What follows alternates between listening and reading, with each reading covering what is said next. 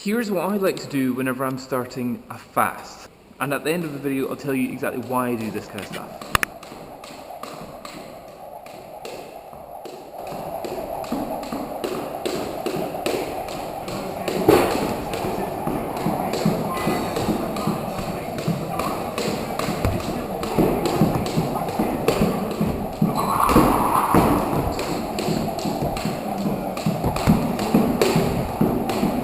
So the purposes of those exercises were, well, as you can see, that they were plyometric, explosive, but also weight training and stuff.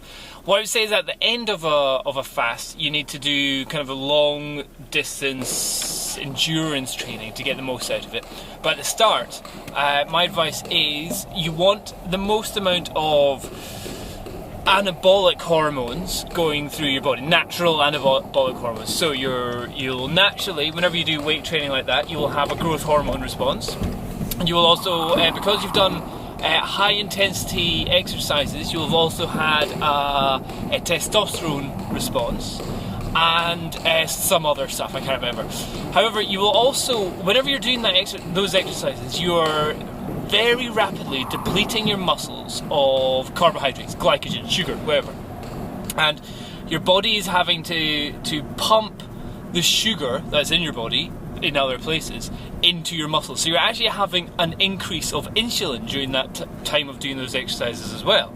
Normally insulin is the hormone which shuttles sugar away from your gut, your stomach, your blood system, into your cells, into your muscle cells.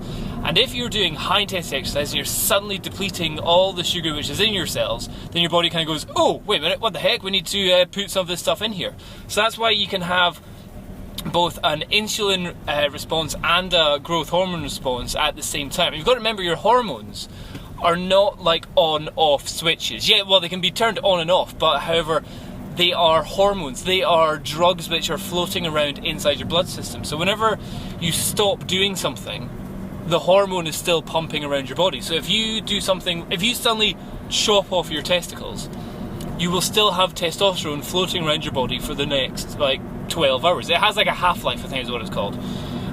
So that's why in some cases working the growth hormone response and also then eating and having a high insulin response gives you the most amount of growth stuff.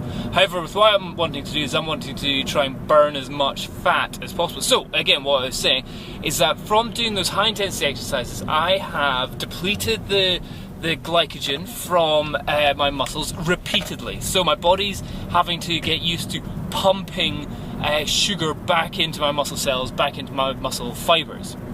And it will get that sugar from breaking down glycogen stored throughout the body, or also from fat. It'll just break down fat and turn it into the good stuff. With doing weights and high intensity interval explosive plyometric weight training stuff, you are increasing your insulin for a little while, you are increasing your testosterone for a little while, and you're definitely increasing your growth hormone, because your body's getting this massive stress response of going, oh my god, what the heck's happening here? We need to get bigger, stronger, fitter, healthier, pump up our cells bigger, or whatever it is. And that way, doing those exercises, which I just did there, means that now my body is, because it shuttled all the sugar away from my blood system, I've probably got low blood sugar at this moment. So that's where, hunger comes in. Oh, you want to eat, you want to have some sweeties. But if I don't have any sweeties, and yet my body has still pumped out all this growth hormone and everything, then my body, the growth hormone and everything, is looking after the muscle fibers. I've used the muscle fibers. My body's gone, we need these. These are important. So it's not going to get rid of them.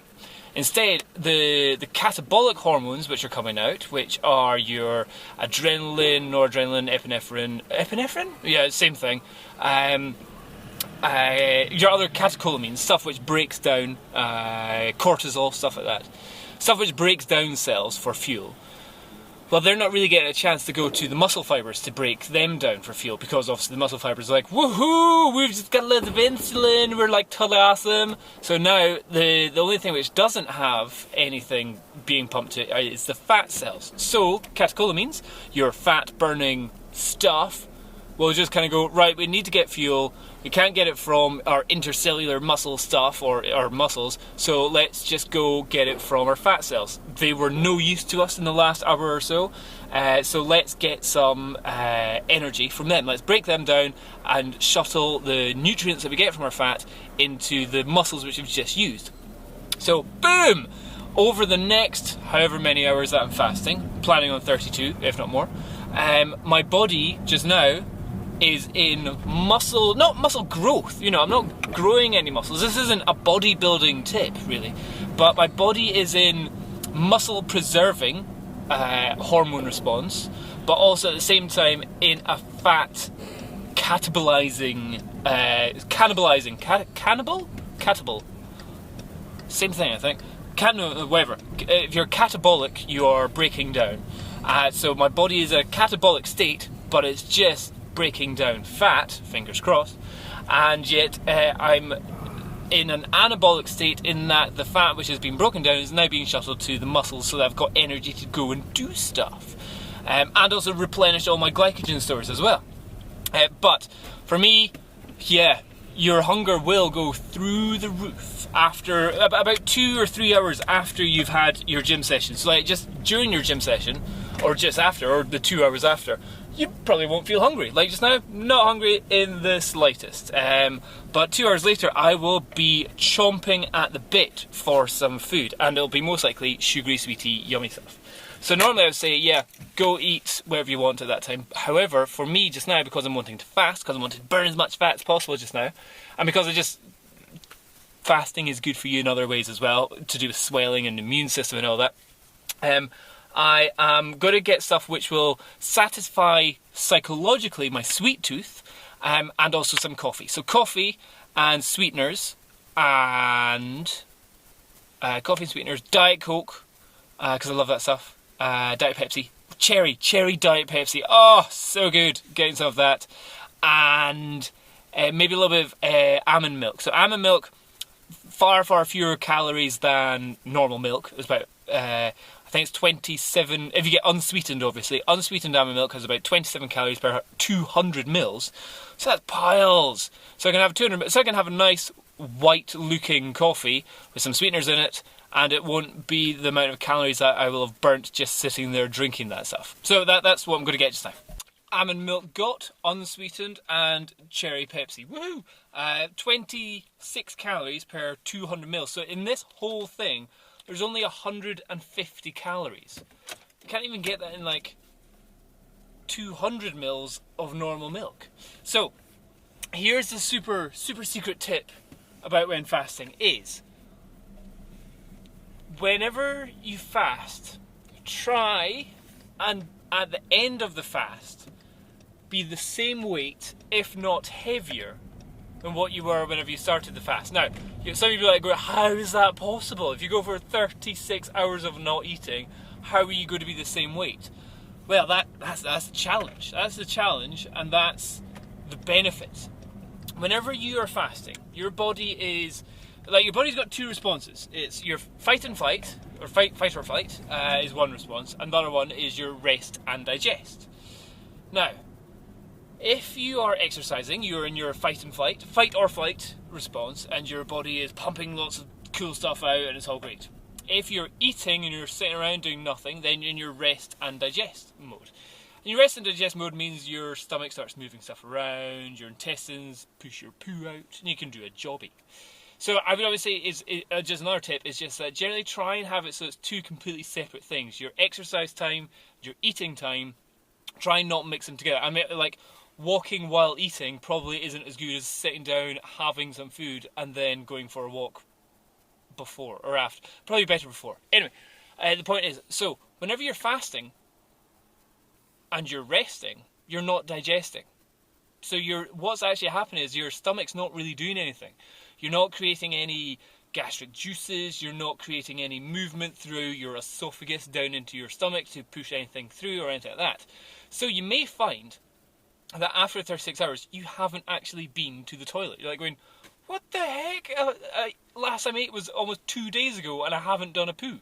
So that's the challenge. The challenge is, A, try and do a poo, and B, try and stay the same weight. Now the way to stay the same weight when you can't eat, lots and lots and lots of water. Now obviously, if you can do it with water, fantastic, you are a champion. I am too much of a pussy, and that's why I need kind of milk, coffee, well not milk, almond milk, coffee, sweeteners, Coke, Diet Coke obviously, because I'm a pussy. But if I was giving advice or tips to someone else, I would say only drink water, if you could. Maybe some green tea, and coffee actually. Yeah, the more that you can consume of water, the better, for everything, not just your immune system, or not just your fasting, but for everything. For me, I will be probably drinking around about 2 litres of water today, and that's not including however much I'll have of coffee and 2 litres of Diet Coke. I could probably, I could go through that. If I'm just sitting there, pour a little cup, drink, pour a little cup, drink, pour a little cup. So yeah, I could easily get through all that plus 2 litres of water. But what I'd always try and say is try and have more water than anything else. So if you have a coffee, fine, have a coffee. If you have a litre of Coke, that's fine, have a litre of Coke. But try and have a litre and a half of water. If you have a pint of coffee, have a pint and a half of water as well. So I'm not saying don't have, well, I am saying don't have Coke and chocolate, and don't have Coke and coffee and sweeteners and stuff, because they're bad for you. But if you are going to have it, try and double it with just pure water that you have as well. And so that's it. If you can, at the end of your fast, weigh the same, if not more, than you did at the start of your fast, then you have rocked it so good. Your body is just like, we are awesome. So whenever you do eat, you will do the biggest poo ever. You'll be like, oh my god, how much food have I got inside me that's coming out in one giant poo? And then you'll be so much lighter after. So it's usually, for me, it's always not when I've just finished my fast, but the day after I've finished my fast that I'm my lightest. Because I've just got everything out. It's almost like a colonic irrigation, but through eating, if that makes any sense. It doesn't actually. That doesn't make sense, but that's what it is.